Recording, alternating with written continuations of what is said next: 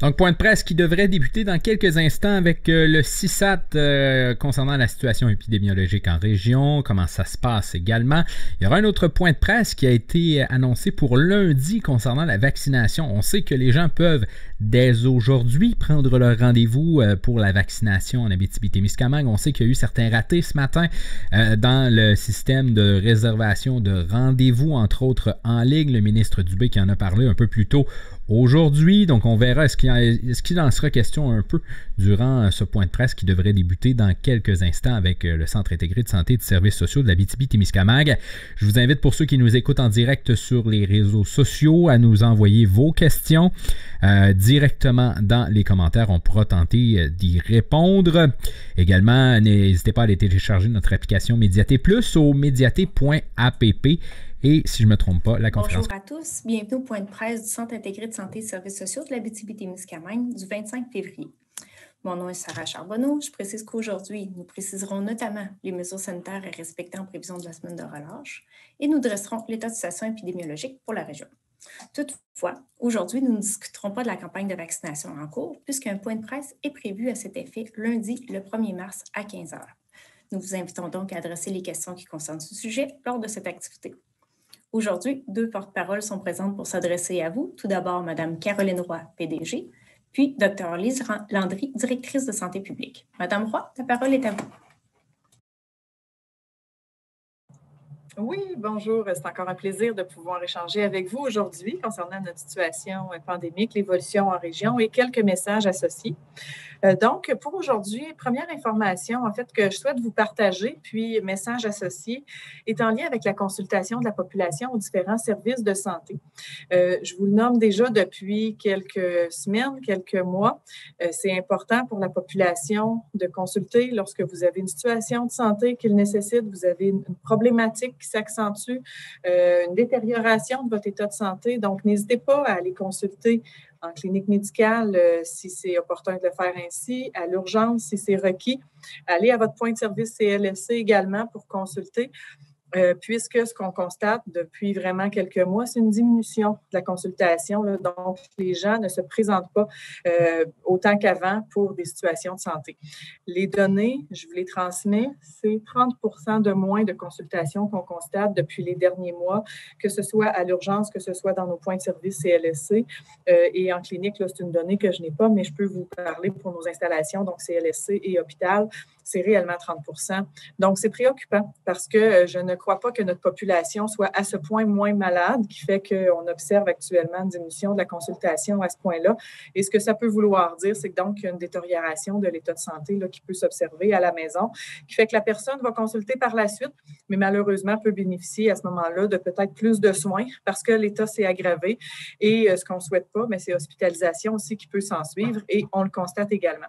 Donc, je le réitère, nos installations sont sécuritaires, les consignes, les mesures sont très strictes au sein des installations. N'hésitez pas, venez consulter si vous avez besoin.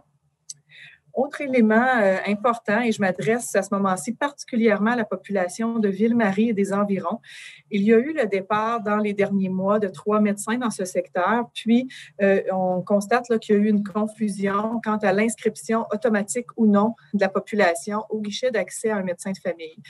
Donc, je demande à la population de Ville-Marie et des environs qui était inscrite auprès de ces médecins-là de vous inscrire au guichet d'accès aux médecins de famille, donc le fameux GAMEF qu'on appelle là, dans le jargon, parce que non, vous n'êtes pas inscrit systématiquement. Donc, c'est vraiment important là, d'aller vous inscrire. Il est question à ce moment-ci d'environ 3000 personnes. Donc, c'est très important d'aller vous inscrire si votre état de santé le requiert. C'est de cette façon-là qu'on va être capable de vous prioriser et que vous aurez accès éventuellement à un nouveau médecin de famille. Sinon, on peut parler maintenant de la semaine de relâche qui s'en vient bientôt, semaine tant attendue par plusieurs élèves, plusieurs étudiants. Donc, je tiens à rappeler les différentes mesures qui sont applicables dans notre région, comme partout au Québec, là, qui est actuellement en palier orange. Information à retenir, on reste avec la bulle familiale si vous accueillez des étudiants de l'extérieur. Donc, des étudiants, quelle que soit la région, quel que soit le palier d'alerte de cette région-là, on demeure en bulle familiale, on évite les lieux publics, puis on évite d'avoir des contacts sociaux avec donc d'autres personnes que notre bulle familiale. De façon plus générale, pour notre semaine de relâche en région, vous l'avez vu, plusieurs municipalités offrent vraiment une multitude d'activités. J'invite toute la population à en profiter. Ça fait du bien d'être actif, puis de profiter de moments en famille. Par contre, bien important de respecter les mesures, bien important de respecter les consignes dans ces différents lieux-là qui vous sont offerts, qui vous permettent de bénéficier de certaines activités. Plusieurs interventions policières vont être accrues dans les lieux publics, que ce soit les lieux extérieurs, les lieux intérieurs, la restauration. On peut penser aux patinoires, aux glissades ou autres lieux. Donc, soyez pas surpris là, pour s'assurer du respect des consignes. Il y aura de l'intervention policière accrue. On le rappelle, aucun rassemblement permis sur les terrains privés, à l'extérieur ou à l'intérieur. Au niveau de nos salles à manger dans les restaurants, toujours la présence d'un registre. Seules les personnes qui habitent en région peuvent bénéficier de la salle à manger dans un restaurant de notre région. Toujours seulement 2 adultes par table et leurs enfants qui peuvent les accompagner. Le couvre-feu demeure 21h30 à 5h. Puis, dès demain, il y a vraiment de nouvelles opportunités qui s'offrent à nous avec l'ouverture des cinémas, des salles de spectacle et certaines autres activités dans les lieux publics. Donc, on profite de la semaine de relâche, mais dans le respect des consignes. Si on veut sortir de notre semaine de relâche avec non pas une augmentation importante et significative des cas transmis, c'est important de limiter les contacts sociaux, mais de profiter de cette semaine-là en famille, en bulle familiale. Dernier élément, vaccination. En fait, c'est le grand jour aujourd'hui où vraiment, là, on a ouvert la centrale d'appel régionale pour pouvoir prendre les rendez-vous de la vaccination, mais surtout, et encore un message là, à réitérer à toute la population, allez vous inscrire pour ceux qui peuvent bénéficier actuellement d'un rendez-vous directement sur Clic Santé. C'est une application très simple avec une possibilité là, simultanément à travers le Québec d'accueillir plusieurs rendez-vous. Le site est simple, vous dirige directement avec la région où vous souhaitez avoir un rendez-vous. Le territoire de MRC vous propose des dates et vous avez la confirmation de votre rendez-vous. Déjà depuis ce matin, puis ça, c'est des données là, qui datent de 13h30. On avait 930 appels qui avaient été répondus depuis ce matin. Et pour notre population la plus vulnérable, visée par actuellement là, les rendez-vous qui sont offerts aux différentes cliniques du mois de mars, 1930 rendez-vous donnés. Il est question à ce moment-ci là, de la population de 80 ans et plus qui ont pu bénéficier de tous ces rendez-vous-là. Intéressant parce que ça progresse bien. Notre population de 80 ans et plus en région est de 6 500. De ce nombre, il y en avait déjà 2 000 de vaccinés là, au sein de nos CHSLD, nos RI, donc ressources intermédiaires, résidences privées pour aînés, certains HLM. Et donc, il nous en restait 4 500 vaccinés. Et là, ce que je vous dis, c'est qu'on a déjà plus de 1930 rendez-vous donnés pour cette population-là. Donc, continuez à vous inscrire. Pour tout le mois de mars, il y aura des vaccins pour tout le monde. Donc, il n'y a pas de presse à devoir avoir accès rapidement à la ligne parce que je le sais qu'il y a eu une congestion ce matin. On bonifie nos équipes actuellement d'agents et de téléphonistes qui répondent à la centrale d'appel. On passe là, dans le courant de la journée de 11 téléphonistes à 30 téléphonistes et probablement plus pour même les prochains jours avec toute cette affluence. Donc, il n'y a pas de presse. Vous allez avoir votre rendez-vous. Les cliniques sont réservées pour cette population-là. Donc, tout le monde qui veut un vaccin va avoir un vaccin. On invite les gens à s'inscrire en grand nombre. Puis, on va vous tenir au courant là, de l'évolution de toute cette belle campagne partout en région, évidemment, à tous nos points de presse. Puis, je le rappelle, point de presse particulier exclusivement sur la logistique et le déploiement de la vaccination en région, lundi prochain, 15h.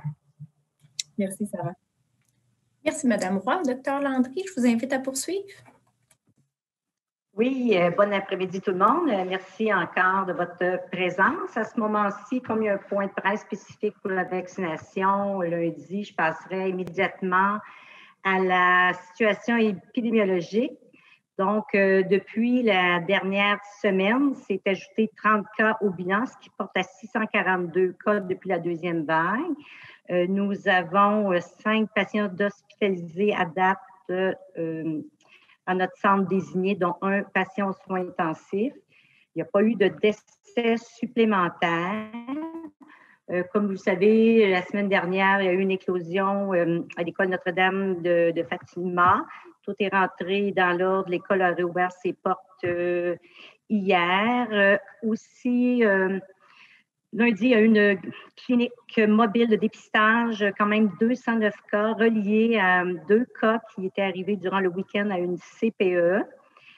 Suite à ce dépistage massif, il y a eu 7 cas de positifs et tous sont dans la même bulle des tout-petits, là, donc 7 cas sur 9, ce qui fait que le CPE a pu réouvrir aux autres groupes hier, donc des groupes qui n'étaient pas touchés. Là. On voulait s'assurer avant de réouvrir qu'il n'y ait pas de cas de COVID dans les autres groupes.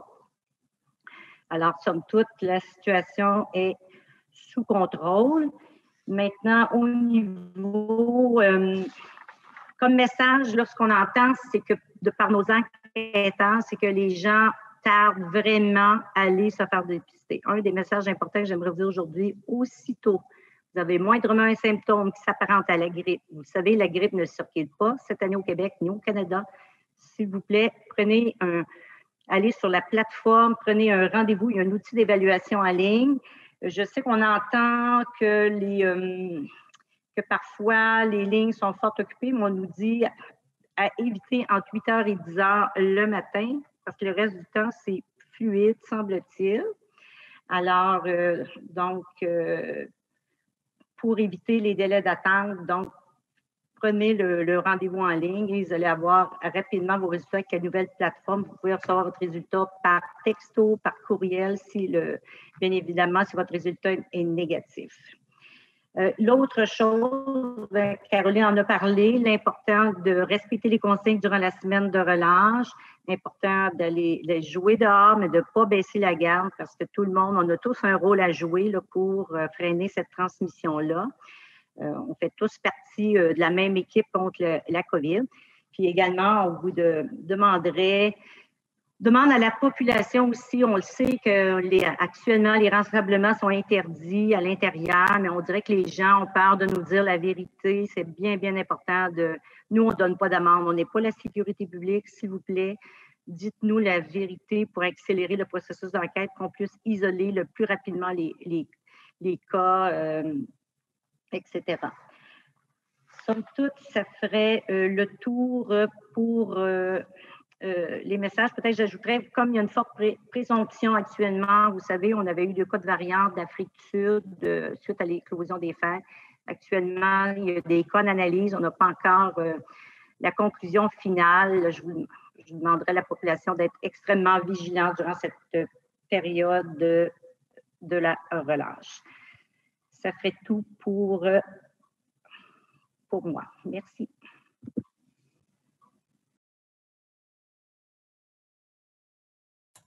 Docteur Landry, souhaitez-vous faire le bilan de la vaccination?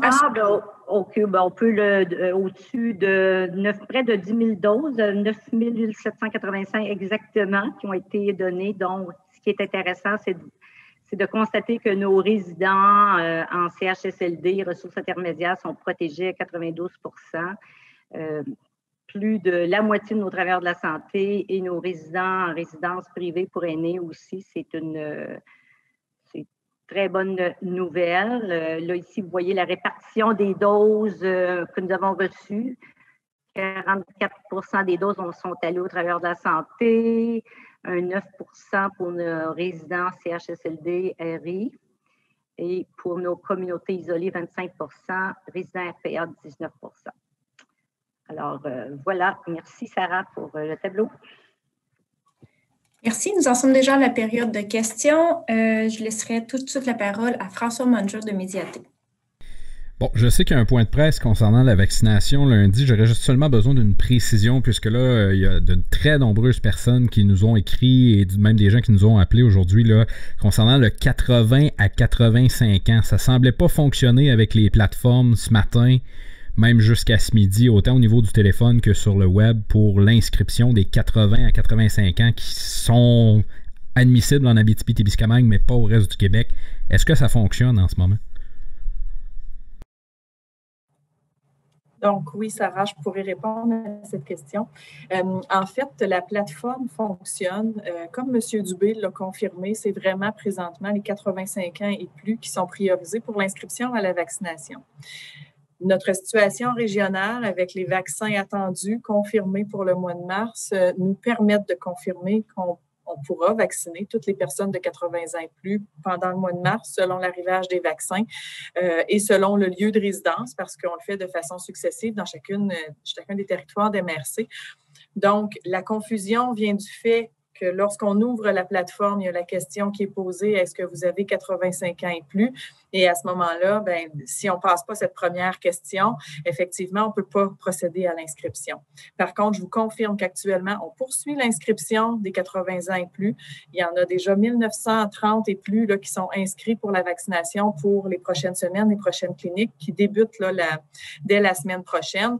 Puis, ça va nous permettre déjà la semaine prochaine et fort probablement lundi de vous confirmer qu'il n'y a plus de confusion parce qu'à partir du moment où on aura la confirmation que nos 85 ans et plus sont grandement, majoritairement inscrits, on va pouvoir s'assurer là, d'offrir l'ensemble des plages à toute la population. Donc, j'espère avoir bien répondu à la question posée ou à la confusion. Merci. Une seconde question, Annie-Claude Luneau, Radio-Canada.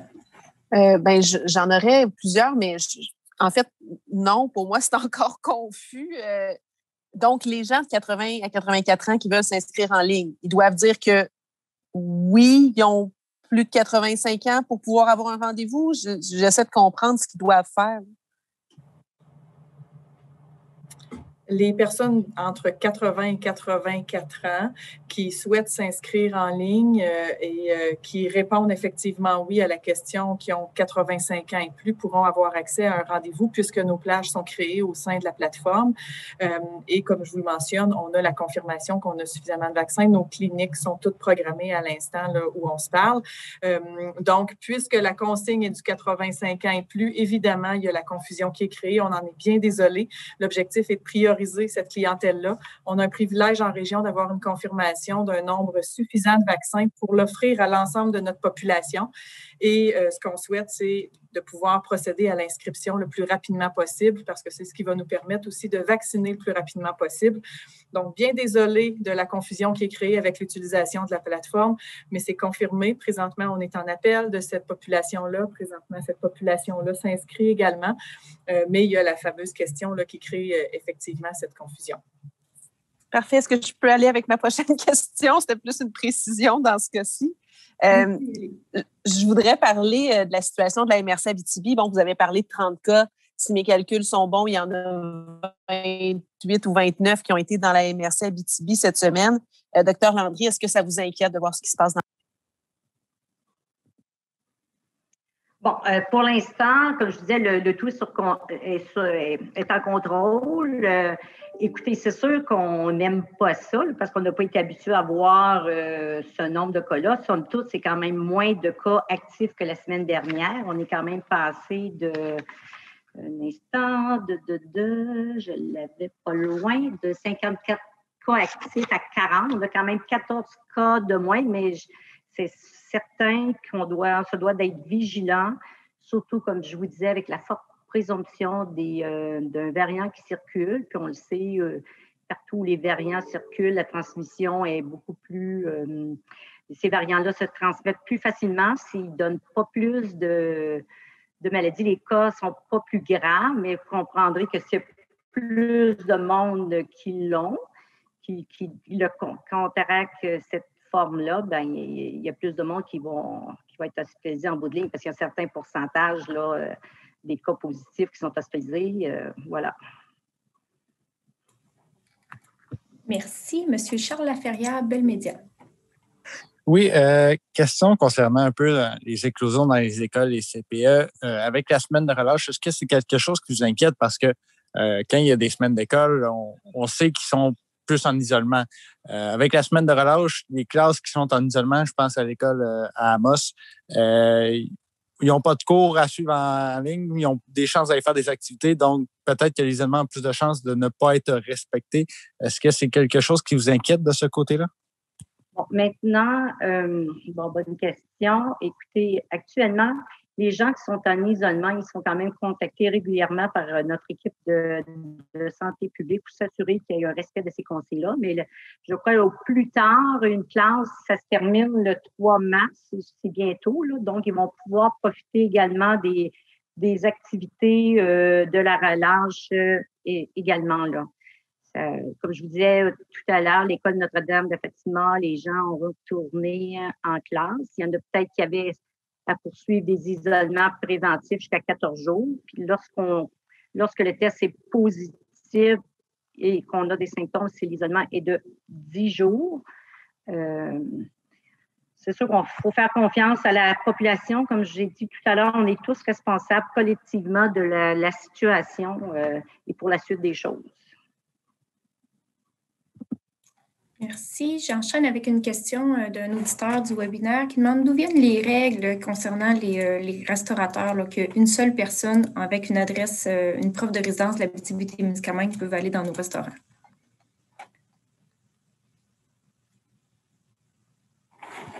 Si j'ai bien compris, Sarah, c'est plus qu'une... Dans le fond, la règle, là, elle vient de la santé publique et du gouvernement, dans le fond. Là, dans le fond, vous savez, la santé publique fait des recommandations au premier ministre. C'est ce qui a été décidé pour limiter la propagation, que ce soit plus facile s'il y a une éclosion à retracer les gens. Donc, c'est pour ça qu'on demande à l'ensemble des restaurateurs d'avoir un registre, de s'assurer, ces 2 adultes par table, ils peuvent être accompagnés également de leurs enfants et une preuve qu'ils viennent de la région. Je ne sais pas si ça répond à la question. C'était dans le web. C'est bien. Les gens pourront adresser au besoin une demande de précision. La prochaine question, Marie-Hélène Daigneault. Oui, on voit les cas continuer de s'accumuler dans la MRC Abitibi. On a déjà vu des barrages être mis en place dans le secteur de Rouyn-Noranda. Est-ce que c'est quelque chose qu'on envisage peut-être pour la MRC Abitibi en voyant justement que les cas continuent, on continue en fait pendant la semaine de s'accumuler? Non, pas pour l'instant, puisque le barrage, lors de la première, vous comprendrez, la première vague, c'était tout nouveau. À ce moment-là, l'économie était complètement arrêtée. Là. Je pense que le Québec avait été la province où l'ensemble des commerces, même les chantiers de construction, la majorité des entreprises avaient été arrêtées. C'était plus simple, c'était plus facile à ce moment-là de faire des barrages routiers. Pour l'instant, non, ce n'est pas considéré. On sait que s'il y a respect des consignes sanitaires, distanciation sociale, lavage de mains, d'éviter les rassemblements à l'intérieur, on devrait arriver à contrôler les cas. Merci. Une autre question pour vous, Dr. Landry. Il y a un auditeur qui questionne le pourcentage des travailleurs de la santé qui ont été vaccinés. Est-ce que ce taux s'explique par un manque d'intérêt ou un manque de doses, ou est-ce que vous qualifiez ce taux de bon? Comment? Bon, si vous avez remarqué, à ma connaissance, il n'y avait pas de taux à côté. C'est que la complexité, moi, je trouve que c'est quand même une très bonne réponse, au-delà de 4400, c'est que dans ce calcul-là, on n'a pas uniquement nos travailleurs à nous du CISAT, c'est peut-être environ, Caroline pourrait corriger, mais c'est peut-être environ 6 000 travailleurs de la santé au CISAT. Encore là, nous ne sommes pas tous prioritaires. Tout le personnel administratif ne sont pas vaccinés, incluant comme moi. Là, je ne vois pas de patients. Les gens qui ont été priorisés, c'est vraiment les gens qui sont en contact étroit, qui donnent des soins aux patients. Ça comprenait aussi le personnel là, des résidences privées pour aînés, des ressources intermédiaires, ressources type familiales, parce que ces gens-là sont en contact étroit avec ces gens-là. Alors, c'est pour ça que c'est difficile là, d'avoir le dénominateur pour tout ce beau monde-là. Mais non, il y a vraiment un engouement pour la vaccination. Moi, je trouve qu'il y a quand même une très bonne réponse. Puis, si on vérifie dans les sondages provinciaux dont les régions sont inclus, là, c'est quand même 70 à 75% des gens qui acceptent de se faire vacciner et qui veulent avoir la vaccination. Merci. Madame Annie-Claude Luneau. J'aurais une question par rapport à appelons ça la mise en isolement à Landrienne. J'ai eu des informations comme quoi il y a des familles qui auraient dû être placées en isolement parce que leur enfant avait été en contact étroit au service de garde et non pas dans la classe d'un élève et que cette information-là ne s'est pas rendue. Donc, que la santé publique ne les avait pas contactés. Est-ce qu'il y a eu des ratés à votre connaissance dans ce dossier-là?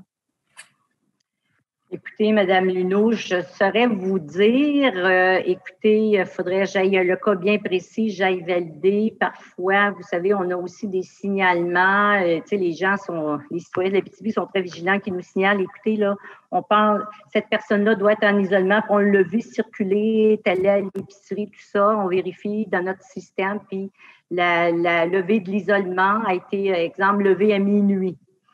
Fait que ça me prendrait vraiment, je suis désolée, mais ça me prendrait vraiment des choses plus précises que ça pour que je puisse vérifier avec mon équipe. Désolée de ne pas vous répondre plus précisément que ça, là. Merci. Monsieur Charles Laferrière. On a eu des cas dans une école parce que des parents ou des personnes étaient allées à l'école avec des symptômes. On a des cas dans une CPE. On n'a peut-être pas la raison exacte si c'était à cause de ça, mais est-ce que vous voyez que les gens ne vont pas, vous avez dit tantôt que les gens ne vont peut-être pas se faire tester assez rapidement. Qu'est-ce qui pourrait être fait pour soit convaincre les gens d'aller se faire dépister ou inviter les gens à se faire dépister plus rapidement pour que le message passe bien, en fait? Oui, c'est un très bon point, M. Laferrière, effectivement. Écoutez, ce qu'on s'est fait dire, là, c'est que les gens ne veulent pas manquer de travail, veulent pas. Et là, je profiterai peut-être de l'occasion pour dire à ces personnes-là, parce qu'on parle d'être isolé 14 jours, mais de toute façon, si vous avez des symptômes, c'est positif, ça allait être 10 jours isolés et non 14 jours. Puis c'est important, je pense bien que personne ne veut contaminer ses proches, là. Je pense pas que personne ne veut ça. Puis, je pense que ce serait bien de consulter les gens, votre employeur, pour connaître les mesures d'accompagnement possibles, puis les programmes qui ont été mis en place par nos 2 paliers de gouvernement. C'est un peu ça que je leur dis aujourd'hui. Puis je me dis, la santé de tous est peut-être plus importante qu'une dizaine de jours de travail, là. Écoutez, c'est ce que je dirais, là. Mais je peux comprendre que les gens hésitent, mais je pense qu'ils ne devraient pas hésiter, là. Moindrement des symptômes d'allure grippale, on devrait se faire dépister. Monsieur François Munger-Médiaté. Oui, donc dans le fond, il y a des gens qui nous demandent, on parlait de la semaine passée des variants, on avait identifié un lot de tests qui étaient des possibles variants, on n'a toujours pas de nouvelles une semaine plus tard. Est-ce qu'on s'attend à avoir des nouvelles rapidement de savoir si ce sont des variants ou pas? Écoutez, le criblage, autrement dit, tous les tests positifs actuellement au Québec, là, au moment où on se parle, sont criblés pour les 3 variants connus qui circulent actuellement, donc pour le variant britannique, Brésil et Afrique du Sud. Lorsque maintenant, pour préciser de quelle souche il s'agit, on parle de séquençage et ça prend minimum 14 jours. C'est pour ça qu'on n'a pas, mais ça ne change pas la conduite. L'important dans ces cas-là, c'est pour ça que je dis que c'est important de se faire dépister rapidement, qu'on puisse isoler rapidement les cas et les contacts de ces cas positifs-là aussi pour éviter que ça se transmette dans la communauté. Parce que comme il est plus transmissible, alors si on prend un retard de 3-4 jours car les gens ne se font pas dépister immédiatement, vous comprendrez que c'est là que ça peut être problématique. Madame Annie-Claude Luneau.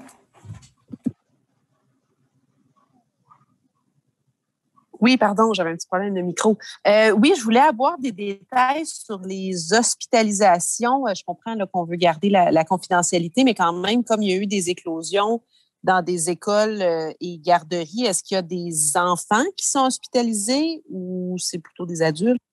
Non, ce ne sont que des adultes. Donc, il n'y a pas d'enfants d'hospitalisés actuellement. Madame Roy, souhaitez-vous compléter? Oui, en fait, je compléterai à l'effet que si des enfants sont malades de la COVID, ils ne seront pas hospitalisés en région. On n'est pas un centre désigné pédiatrique pour la COVID, donc à ce moment-là, ça signifierait un transfert vers un grand centre puis un centre désigné pédiatrique, mais il n'y a aucun de nos enfants atteints de la COVID là, qui a nécessité une hospitalisation dans la 2e vague. Merci. Monsieur Martin Guindon. Oui, je m'excuse parce que j'ai eu des bribes de réponses là, dans le chat. Je voulais juste quand même valider l'information comme il faut. Au niveau de l'éclosion dans le CPE à Amos, c'est oui. 7 cas en tout, incluant les 2 premiers qui avaient été déclarés. Oui, c'est ça. Oui, il y a eu les 2 premiers cas. Après ça, suite au dépistage massif de 209 personnes, incluant l'ensemble des enfants qui avaient fréquenté la garderie et les parents, il a sorti 5 nouveaux cas positifs. Mais ce ne sont seulement que des enfants. Il n'y a pas eu d'adultes impliqués. Puis la bulle ou le groupe en question est depuis ce temps-là fermé, donc 14 jours. C'est comme ça que ça fonctionne? Ou... Oui, la bulle, la bulle comme telle, comme les enfants peuvent développer des symptômes durant jusqu'à 14 jours, là.